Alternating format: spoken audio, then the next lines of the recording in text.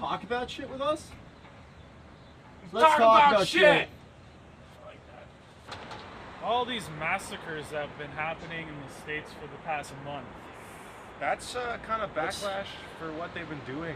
Like I don't know what's going on with these massacres. I don't think it's necessarily backlash or anything special, because the States has been the way they've been for a very long period of time. Unrelated. I think it's you ever remember watching like Numbers in high school during math class when it was like a movie day? I have actually never watched Numbers. I remember in math, I do remember them having that as an option, but I was never there when they actually filmed it. Sabatini, shout out Sabs. Sabatini would always do it on her like movie days where she was ever like super hungover and came in. Yeah, that's pretty much how it was. Anyways, but basically it's a way that a lot of people are getting mass media coverage because it's such a hot issue in the States, like responsible gun control, and a lot of this can be solved with responsible gun control. Right, like that guy that's dressed up as the Joker and shot up that movie theater, right? Yeah, like in the back. He probably would not have been able to get a gun. Yeah. Like, let's ignore like, oh, criminals and terrorists. Well, are they the only ones doing that? Did you hear the one solution they came up with? Okay, there was a mass shooting at a child like Parenthood place or something. Planned Parenthood. Yeah, that's what it's called. Okay, so there's like 14 people got killed in this place. The solution Obama and the United States came to is to stop government funding. They stop government funding to that's the a red herring. To that's the Planned Parenthood? Yeah. That's a red herring. That's what they did to stop the issue for killing. The Planned Parenthood was the victim. Yes. Yeah. That's a red herring. They're just trying not to bring in smart gun control laws because of that. That's kind of really stupid. That's real dumb. That's really dumb, especially because with Planned Parenthood, that's not like just an abortion clinic. That's a place where people can go for STI testings, get birth control, talk about proper like. It helps people get treated for STIs and all that stuff. Like, it helps them, and then there's a few of them that do offer abortions and stuff like that. It's not the majority of clinics, right? Maybe 50-50. I'm not sure, so that's that. Yeah. But the whole thing about like the responsible gun control laws is it just makes sense because, like, look at Australia. They haven't had a mass shooting like ever.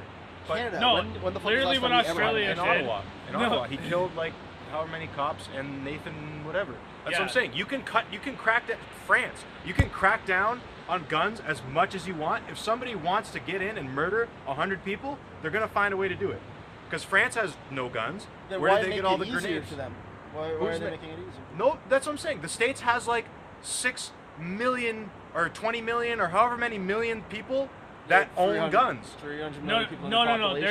There's 300 million people in the United States, and they all have the right to carry a gun on them at all times. And you do not need a gun. You don't need a gun license in the States. But how come there's not massacres every fucking day? How come there's not like there's just so many guns in America that if you look at the statistics, there's like 1% of the population that's actually going out and using their guns, and those are the 1% that need to be institutionalized or something. I don't know if you've seen Bowling for I've seen Bowling for Columbine. He shows how easy it is to get a gun in the States. You go sign up for a bank account, they give you a gun. Bank account and get a haircut, and you get ammunition and a gun for free.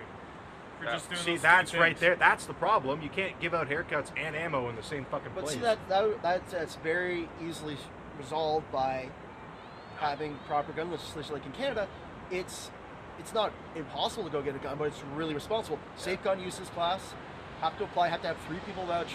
However many people vouch for you, saying, "Hey, this person has never had a depression in the past. Yeah. I do not think they would be likely to shoot anyone. I do not think they would use this gun irresponsibly." You have to find 3 people that will vouch for you. Yeah. Granted, those 3 people could lie, but if you're that lonely guy that's really depressed and thinking about killing a bunch of people have aren't been probably like, going to sign that because you wouldn't know that many people, right? Like, exactly. You couldn't find 3 people to sign your shit, and therefore you would not be able to get a gun, so you could go to school and kill all your bullies. Through illegal means, but then again, I don't know how you to can't get control a that. illegal gun. Do you know how to get an illegal gun? I don't know. I know there's a place in Noddle, and you go. It's like a 6-week course to get a gun. Yeah, I'm talking about like illegal guns. Illegal. Like buying that illegal shit gun. from like a criminal. In Canada, I don't think that's possible. It is possible. My dad did. Did he get one? Yeah, he bought a fully automatic Glock. I never saw it. Maybe he was just bullshitting me. He bought a fully automatic Glock from a few friends. It's probably somewhere. It's honestly, I think it's hidden somewhere in my Meadowlark house, just in the walls or some shit. Yeah. they're gonna be like doing renovations one day. They're just gonna like boop, gun. No, they're gonna like fucking take like a nail gun, and it's just gonna hit the trigger and just go off or something. Shooting in the wall. But no, just more responsible guns legislation would be a pretty good base on it. Would be a good start. Actually, rules for guns in the States to stop because they have made it massacres too and easy. But ultimately, like you gotta look at kind of the stats of it. It's not all mass shootings are by terrorists or criminals. No, but they think a lot that's of them like are from sick the people main. that probably shouldn't. That's the have main been able to get a gun cause. in their hands. First place. Yeah. What's that? They think that's the main cause. No, they're just telling people. They don't have to actually think it. They just want everybody else to think that's the main cause. Because the war on terror makes them like they're allowed to spend like $8 billion on their military just because of the war on terror. So why would they want the war on terror to go away? Why would they want to cut military funding? Because realistically, their military is at the point where they could just overthrow the government if they really wanted to. If Obama was just like, I don't want this general to have the power to do this anymore, the general could potentially just be like, well, fuck you. This is my army. Like, I feel like the president and the United States military are completely disjointed. I feel like they don't actually have as much power over the other as we think they do. Yeah, I think it's that's like understandable and everything like that. But then again, there's multiple generals to get the entire United States military under basically rebel against the stuff and declare a guy kind of like Castro did as the de facto general leader and then be in charge of all those forces. Yeah, I don't think that's 100% possible because there's so many different generals. There's going to be people that are loyal. There's going to be people that aren't loyal. That's exactly. It's actually, you know that comic book series DMZ? Yes. That I really like? The whole premise of that is there's a second war in the United States, basically fought between people that get really tired of so many foreign wars and immigrants and tighter gun control laws. Basically, a lot of they're portrayed as kind of like rednecks and like grassroots because they're from the countryside and everything like that. They literally get a portion of the military to break away, and they're like the main leadership of it. And then the rest of it is just a bunch of like National Guard militia, people that are gun enthusiasts, people that are like the South will rise again. And then they just raid a bunch of National Arm Depot, and then they're basically fully stocked. Yeah. And then that's literally turns into a giant, massive war that split the United States in half. Like the entire Midwest is FSA, like Free States Armies. Yeah. And then there's like the Washington area, and then there's like an area like over on the West Coast, like around California, that's still like United States government controlled. Then there's the Free States, and it boils down to a conflict in the middle of Manhattan, where Manhattan is a demilitarized zone between the two states, and one side's ridiculously well armed, and the other side's ridiculously well armed, and they're fighting like a guerrilla war, as well as a actual full-on war, and same thing with the states. It's kind of like Vietnam, just in the States. Yeah, it's basically Vietnam in the states. So, you would say the military would take over because of the Civil War? I think, like, if we're talking about like a what-if scenario, yeah, like a what could possibly happen scenario, what typically, I guess, would happen is like a portion of the government, not the full like army or full government, would break away, would be a minority, and then they would get popular support and popular opinion from certain areas. Like, and they could just recruit from their own civilization, their own civilians. If this were to happen, and I were to write like a novel about it, basically Trump would become elected president, and then he would be deposed of. Then they would actually have a real president go in. Yeah. Then Trump supporters and a portion of the government and everything like that would break off. Oh, and then would no. We should write a book about it. You just predicted the future of America, I think. No, if that happens, I will shit my pants. Well, we'll say that might be a prediction. I'm not going to say it's a prediction. I think it would be a sweet novel. Good book. And like good read. Because Trump's still, I think, #1 in the Republican polls, right? He's 20% ahead of Ben Carson, and Hillary Clinton's already called him saying, "I hope you win."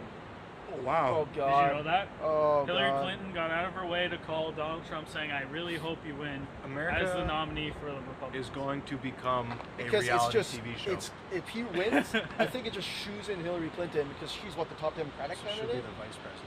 Yeah, she wouldn't be the vice president. She wouldn't be president declares her vice president. He's not elected her anyway. He's like, I choose you to be my vice president. Yeah, and then it's like, okay.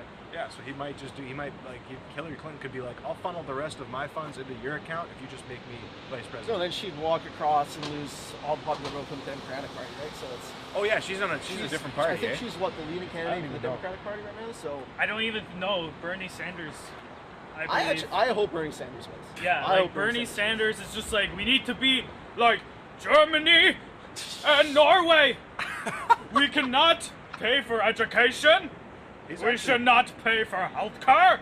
It should be free, free, free. And I will raise the taxes up so everything will be free. And then Donald Trump's and then you have Donald Trump's like, Donald Trump's like, listen, you have this crazy communist Nazi fucking guy wanting to tax you 80% and give you all this shit. Doesn't work like that. But it kind of does. Muslims should wear ID badges. Yeah. Yeah, let's take us right back to fucking 1936. Yeah. Like, okay. We got this old guy that's like 70, and he's just like, we need to be like Germany. Get to the CHOPPA now. I was going like Bernie German Sanders. accent. Yeah, but Bernie Sanders, he's... I hope he wins, because I think, like, that's what America needs, is a bigger social safety net. At the same time, because it's... I like how capitalist it is and how free market it is, but ultimately, when you have something like 10% of, like, 30 million people living below the poverty line, yeah, something needs to change. Like, this is what I like about Canada, is our poverty line is super low. Basically a certain ethnic minority it's that used to just be here before that everyone one. else. It's just the one street down over there. That's the poverty in Canada. No, it's a province. It's like one big rectangular province. We'll call it Saskatchewan. But not even Saskatchewan. There's a lot of money in Saskatchewan because diamond and potash mining, but like there's a specific ethnic minority group across Canada that lives predominantly in poverty. Yes. Maybe it's our fault. Maybe it's their fault. I'm not going to get into that today. But like, it's a combination that's of a the specific kind of group, as well as newer immigrants that do need that social safety net. But that's the thing, is they prick themselves up out of that social safety net. Yeah. Like, we give them the tools, and we give the people in Canada the tools to be secure if they're on hard times, but still drive up. Like, they're not going to be homeless ever, right? Like, no. Kind of helps out. It's something like, I saw this comparison on Forbes magazine. I'm pretty sure that was the source, where it's like the top 3 countries in the world where the elderly population, like all the population that's on pensions, is financially secure. It's like Norway, Denmark, Germany, Canada, and then like near the bottom is the United States. It's because U.S. again, you gotta have like the anger, and you gotta have like, I need to win this fucking race. Like, it's all a race in America. Whereas Canada, it's like, it's a race, but it's like, you don't feel so bad when you're falling behind. The race. Exactly. Like, America, it's like, you need to win, otherwise you're going to lose. Which that is America. Right there. Right there. Hello, America. Hey, America. How's it going, America? No one sees this, but there is in fact a guy waving back. There is a wave. there might be a hey, guy Canada! waving back. Hey, they're waving at us! Oh, they're waving at us too. How you doing, guys? Hey. That was